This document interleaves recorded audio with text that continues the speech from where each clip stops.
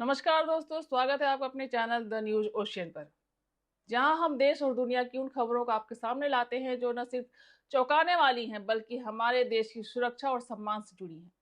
आज हम बात करेंगे ऐसी खबर की जो न सिर्फ भारत के लिए बल्कि पूरे दक्षिण एशिया और एशियान क्षेत्र के लिए एक गंभीर चेतावनी है। ये कहानी है भारत के यशस्वी प्रधानमंत्री नरेंद्र मोदी की हत्या की साजिश की। जी हाँ, आपने सही सुना। एक ऐसी साजिश जिसके तार ढाका की रहस्यमय गलियों से शुरू होकर एशियान देशों तक पहुंचे हैं।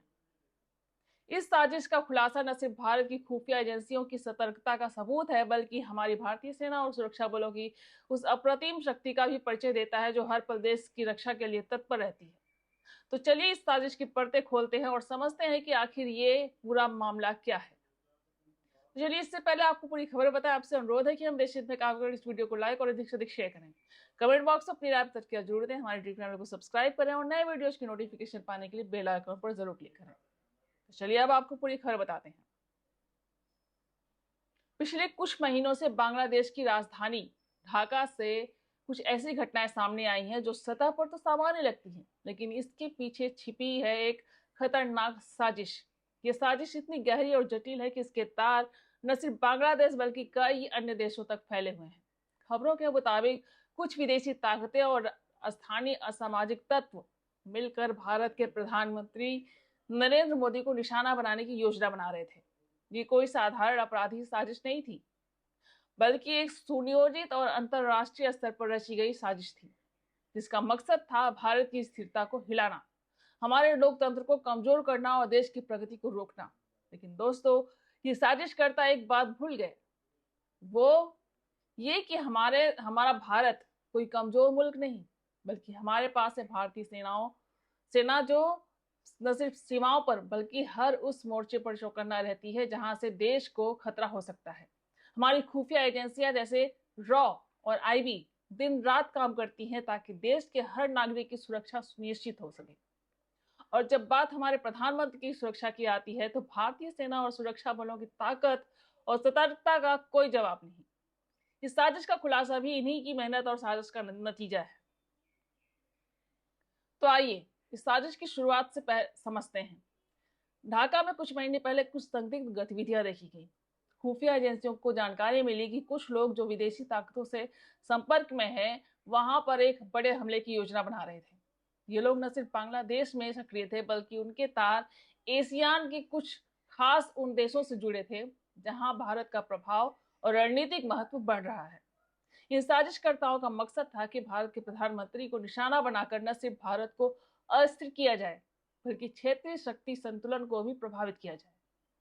इस साजिश की जड़ें ढाका की उन गलियों में थी जहां कुछ कट्टरपंथी और असामाजिक तत्व सक्रिय थे।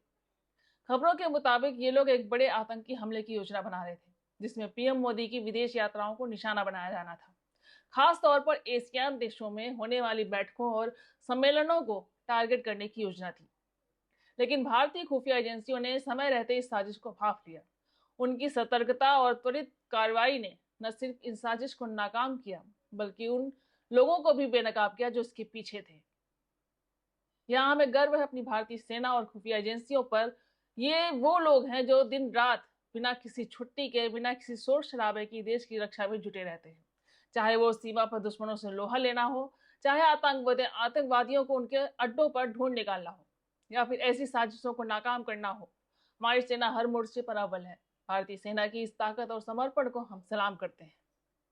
अब सवाल ये उठता है कि आखिर इस साजिश के पीछे कौन था? क्या यह सिर्फ कुछ कट्टरपंथियों की करतूत थी या इसके पीछे कोई बड़ी अंतरराष्ट्रीय ताकत थी?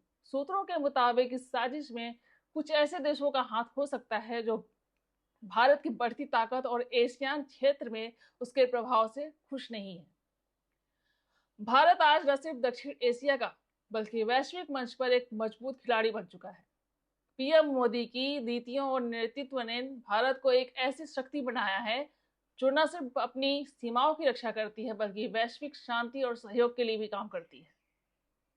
एशियान देशों के साथ भारत के संबंध पिछले कुछ सालों में अभूतपूर्व रूप से मजबूत हुए हैं। भारत और एशियान देशों के बीच व्यापक सांस्कृतिक और आदान प्रदान रणनीतिक सहयोग बढ़ा है। 2024 में भारत एशियान व्यापार $100 बिलियन को पार कर चुका है।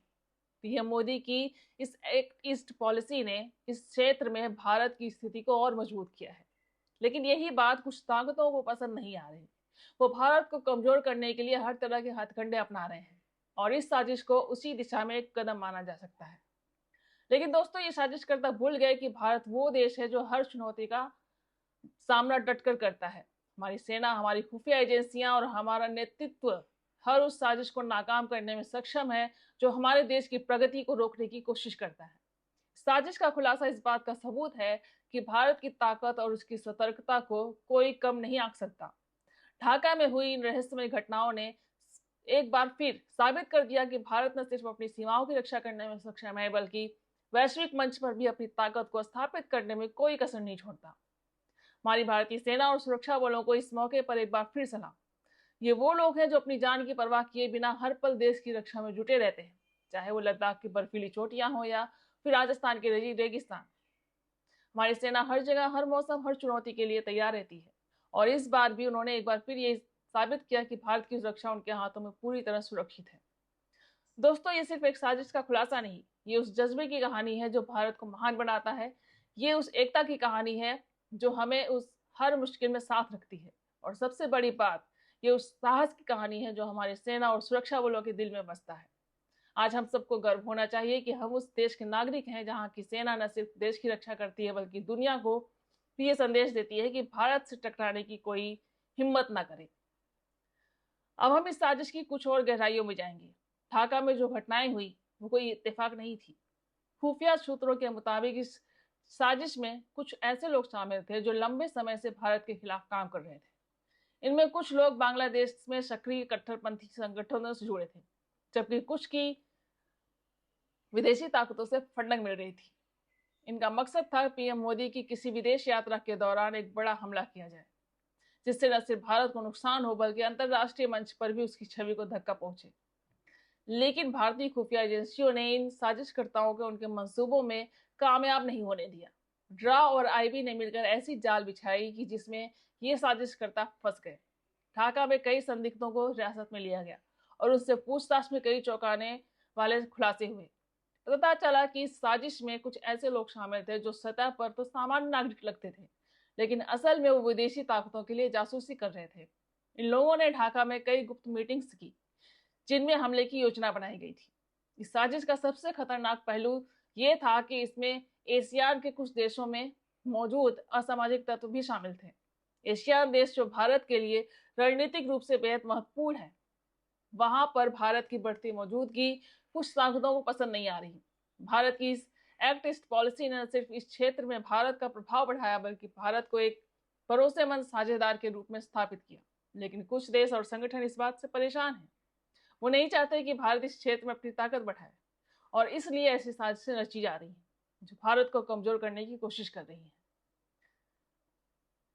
लेकिन दोस्तों, भारत वो देश है जो हर चुनौती को अवसर में बदल देता है। इस साजिश का खुलासा न सिर्फ भारत की खुफिया ताकत का सबूत है, बल्कि ये भी दिखाता है कि हमारा देश हर खतरे में से निपटने के लिए तैयार है। हमारी सेना, हमारी खुफिया एजेंसियां और हमारा नेतृत्व हर पल इस बात को सुनिश्चित करता है कि देश की सुरक्षा में कोई कमी ना आए। और यही वजह है कि आज भारत न सिर्फ दक्षिण एशिया में बल्कि पूरे विश्व में एक ताकतवर देश के रूप में उभर रहा है। हमारी भारतीय सेना को इस साजिश को नाकाम करने के लिए एक बार फिर सलाम। ये वो लोग हैं जो अपनी जान की परवाह किए बिना हर पल देश की रक्षा में जुटे रहते हैं। उनके साहस और समर्पण की वजह से आज हम चैन की नींद सो पाते हैं। उनके बलिदान और मेहनत की वजह से ही भारत आज एक मजबूत और आत्मनिर्भर देश के रूप में खड़ा है। दोस्तों, ये साजिश सिर्फ एक व्यक्ति के खिलाफ नहीं, ये साजिश थी भारत के उस सपने के खिलाफ जो पीएम मोदी के नेतृत्व में हर दिन साकार हो रहा है। ये साजिश उस भारत के खिलाफ है जो आज विश्व मंच पर अपनी ताकत और प्रभाव को स्थापित कर रहा है। लेकिन इस साजिश का खुलासा और उसे नाकाम करना इस बात का सबूत है कि भारत को कोई कमजोर नहीं कर सकता। हमारी सेना, हमारी खुफिया एजेंसियां और हमारा नेतृत्व हर पल देश की रक्षा के लिए तैयार है। तो आइए हम सब मिलकर अपनी भारतीय सेना को सलाम करें। आइए हम सब मिलकर इस देश की ताकत को सलाम करें। और आइए हम सब मिलकर ये प्रण लें कि हम अपने देश की प्रगति और सुरक्षा में हर संभव योगदान देंगे, क्योंकि ये देश हमारा है और इसकी रक्षा हमारी जिम्मेदारी है। दोस्तों, अगर आपको हमारी ये खबर पसंद आई तो हमारे चैनल को सब्सक्राइब करना ना भूलें अपने विचार कमेंट में जरूर शेयर करें। इस खबर को ज़्यादा से ज़्यादा लोगों तक पहुंचाएं, क्योंकि ये खबर सिर्फ एक साजिश के खुलासे की नहीं, बल्कि ये खबर है भारत की ताकत की, भारत की एकता की और भारत की उस सेना की जो हर पल हमारे लिए लड़ रही है। तो बने रहिए द न्यूज ओशन के साथ, मिलते हैं अगले वीडियो में। बहुत बहुत धन्यवाद। जय हिंद, जय भारत।